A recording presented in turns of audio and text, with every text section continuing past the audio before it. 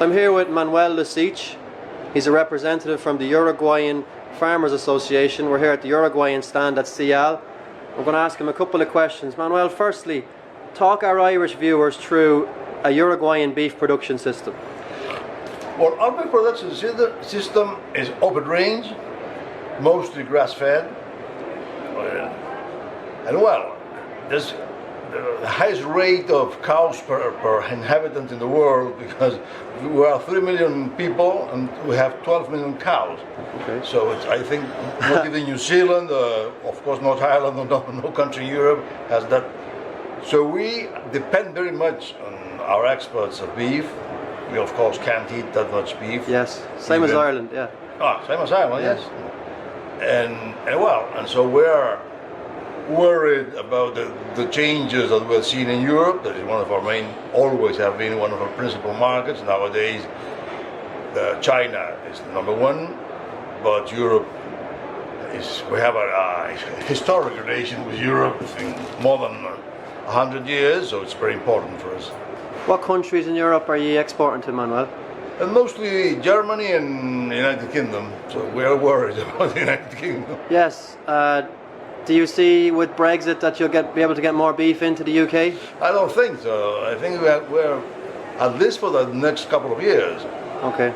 Things are going to change, and the first impression we're getting here in SIAL is that people is very cautious, waiting for what's going to happen. There has some business done, but with very short terms. Okay. There's no long-term settlements of prices of exports because people don't know. So what? We'll have to wait. Okay. Manuel, thank you very much. No, thank you very much. Okay, so I'm here with Antonio Camardelli, the president of ABIEC, and his colleague Angelique Grisu. We're going to ask them a few questions about Brazilian beef. Okay, initially, what type of beef production systems run in Brazil? So typical diets, slaughter ages? Perguntou sobre o sistema produtivo de gado no Brasil, confinamento. Não, o Brasil não tem confinamento, né? O Brasil tem uma terminação, porque se tiver que fazer um confinamento, o preço do grão está tão caro que ele não compensa fazer confinamento. Então o Brasil tem um sistema natural e aonde ele só faz essa terminação do acabamento do animal. Então normalmente são 60 dias de terminação e a gente não confina praticamente. Brazil has a system of grass-fed cattle, and feedlots actually are only for termination or for finishing the cattle, mostly 60 days. Okay. And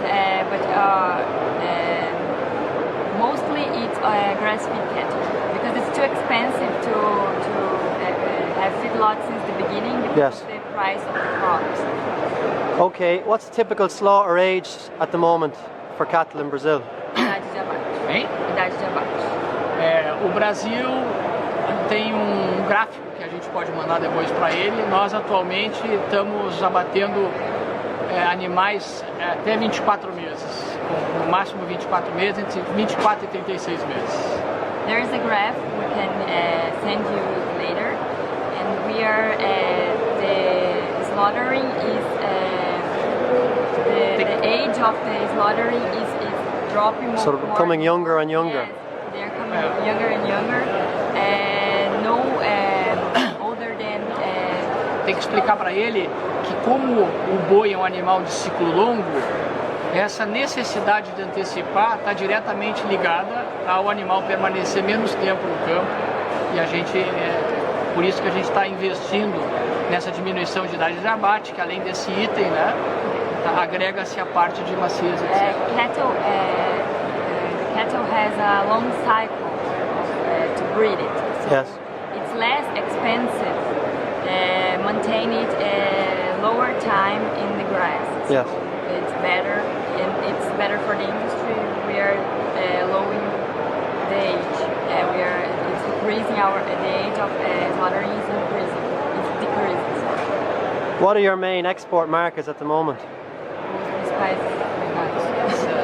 Egypt, number 1, number 2, Hong Kong, China, Russia, Okay. the four tops. Do you envisage more Brazilian beef going to the UK once Brexit happens?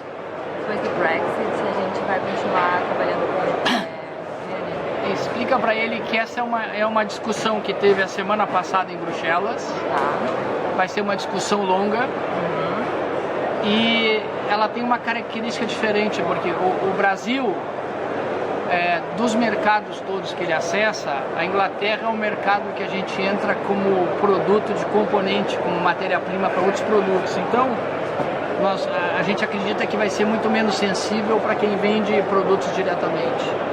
Mas a nossa expectativa é continuar mantendo essa linha, praticamente como fornecedor de matéria-prima.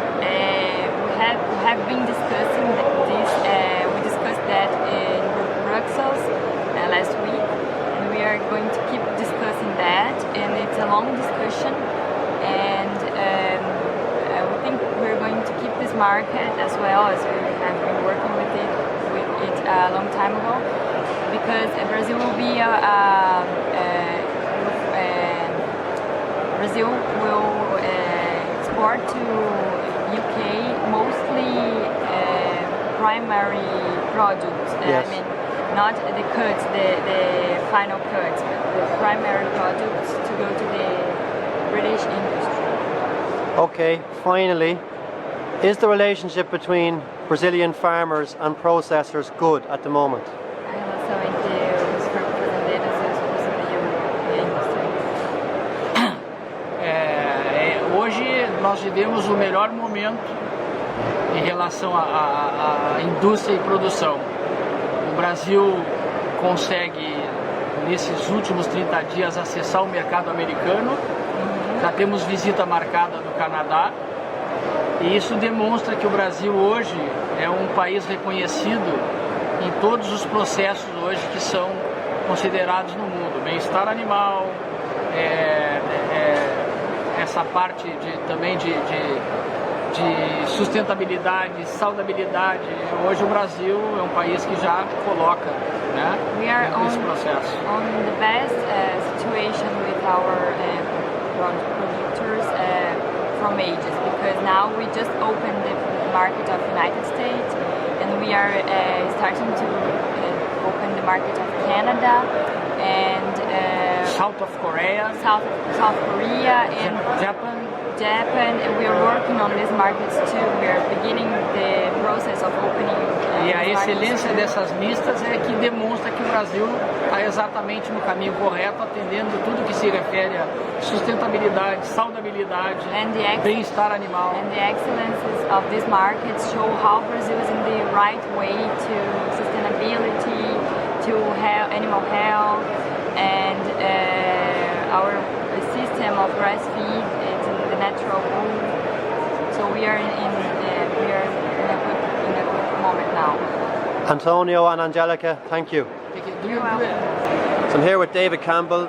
He's a key account manager in Foil Food Group. We're here in SIAL 2016 in Paris. I'm going to ask David a couple of questions about the conference and his business. So David, how often has Foil been to SIAL?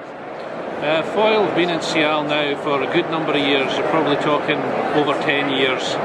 So it's an important destination for you? It's an important destination to be seen in the meat trade globally, yes. David, it's a huge conference. What's different about this year's? I would say this year there's a lot more interest in the offal side of the business. Certainly a lot of demand globally for that type of product, going to different markets rather than the traditional markets. Okay. David, is it just French customers you'll be talking to over the few days? Not at all. You've got customers from all over the globe you're talking to, both UK, Irish and people from as far afield as China, South America, Africa, the whole globe. David, it's on everyone's lips. Brexit, what does it mean for you? At the minute, Brexit is making us more competitive in Europe, so we're finding that more of our percentage of our turnover is going to Europe, certainly in the last few weeks, and probably since Brexit that's been the case. What it means for the next year, very hard to tell, very much currency dependent, and we don't know really where the currency is going to go, but I would think we'll remain fairly strong over the next few months. So I'm here with Jim McLaren, he's the chairman of Quality Meats Scotland. I have a couple of questions for him. Jim, our Irish media is saturated with what Brexit means for the Irish farmer. What does it mean for the Scottish farmer and processors? As yet, we have no idea really where it's going to finish up. I think the important thing to notice and to recognise is Brexit has not happened yet, and all the relationships are the same as they were before. What's happening at the minute is based on sentiments, and we've got this big currency swing, the 18% devaluation in sterling, which is giving some advantage to UK and Scottish producers at the moment in terms of their export opportunity, and making, of course, your Irish product coming into the UK that much more expensive. So that's the first thing, but it's really based on sentiment.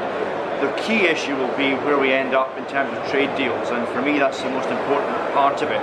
Scotch beef and Scotch lamb are high quality, relatively highly priced products. We're not large volume producers, so for us it's about access to high value markets, many of which are in Europe, many of which are long standing, and we've enjoyed great relationships with our European customers, and we want to maintain that.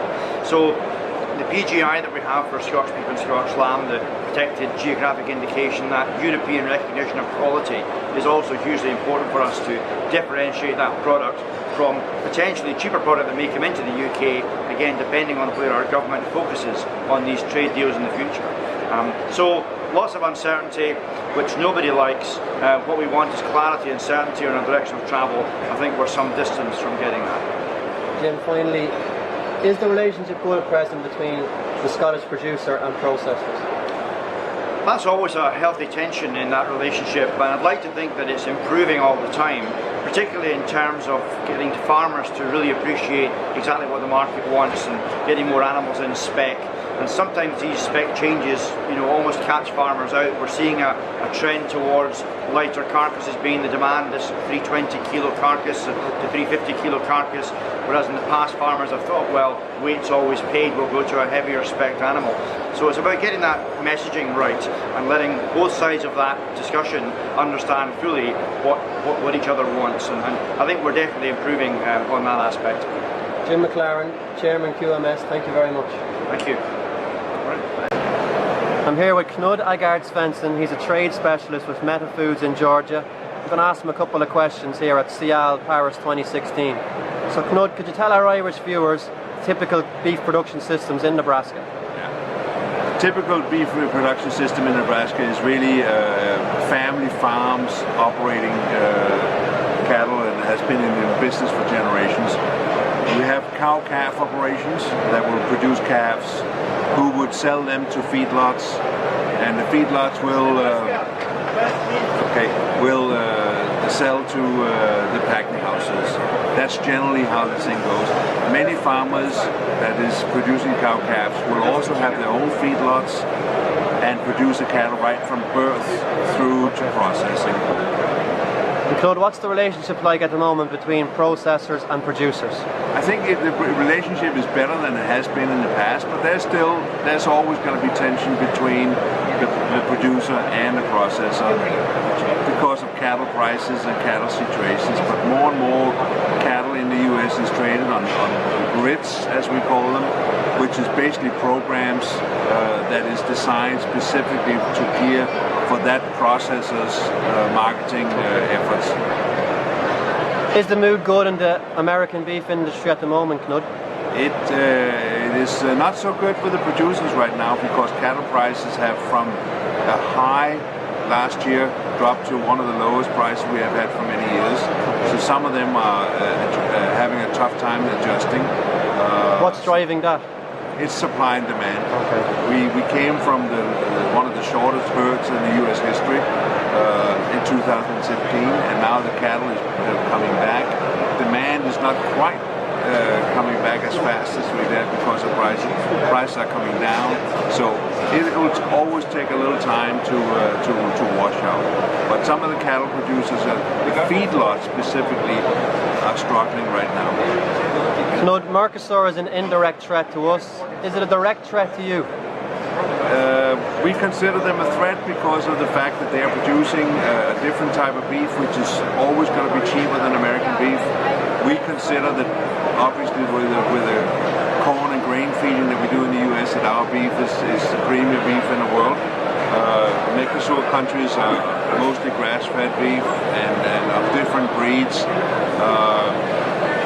America is one of the biggest importers of beef in the world because we need lean meat to mix with our fat trimmings to make hamburgers. And for that reason, we are, as I said, the largest importer of beef in the world right now. I think we're bigger than China still. So I don't think it's going to be a big threat. So finally, could you ever see America exporting beef to Britain? Absolutely. Yes. We sell some beef in Britain right now. We sell a little bit in Ireland too. Okay. And but yes, the UK is a good market for us, and it will continue to be that way.